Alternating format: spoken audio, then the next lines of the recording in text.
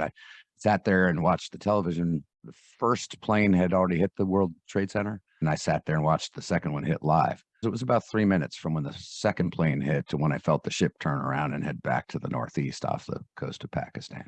But we flew the first strikes into Afghanistan, and we learned a little bit about Afghan culture, how the Taliban works. We heard things like, if you have to eject and you're captured by the Taliban, they're going to peel your skin off you while you're alive, and stuff Oh, like God, that. great. Yeah, and a lot of us did something that we wouldn't normally do, is we carry a sidearm in the aircraft and when we're in a combat environment, just in case you end up on the ground. But we normally didn't carry around in the chamber or even a magazine in there. We were more concerned with making sure we didn't lose any ammunition in the cockpit. And we all said, if they're going to peel my skin off, I'm going to go ahead and make sure that thing's ready to go. I might need one for myself because they're not catching me. I'm not having my skin peeled off. So I'll take as many with them as I can, but I'm going to save one for my son. That was our attitude. So just to understand the Wow. level of, we didn't know what we were going into.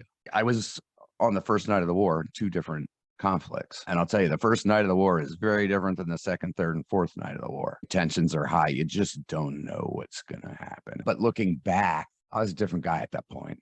Just that level of stress was different. And I did not know it at the time. But again, it's with the benefit of many years of hindsight and introspection that I realized when I came out of that combat environment and back to this world, I needed to replace that excitement with something. So now we take what we call operator syndrome, that chronic high excitation. We take this big moral injury. I brought that home with me, brought it into my marriage. The marriage didn't work out.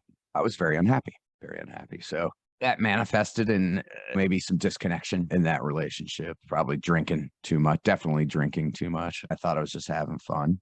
Many years down the road, I look back and realize maybe that wasn't all fun. Maybe that was me just not wanting to stand there and look at what was bugging me. And this is not unusual. So keep going forward. My wife throws me out of the house. She's tired of me being unhappy. I don't blame her. So I move out of the house. 3 months later, I'm diagnosed with prostate cancer. 42 years old. I'm now living alone in my divorced guy apartment, and I have no support around me. 1, 2, 3 punch right there. It was pretty bad.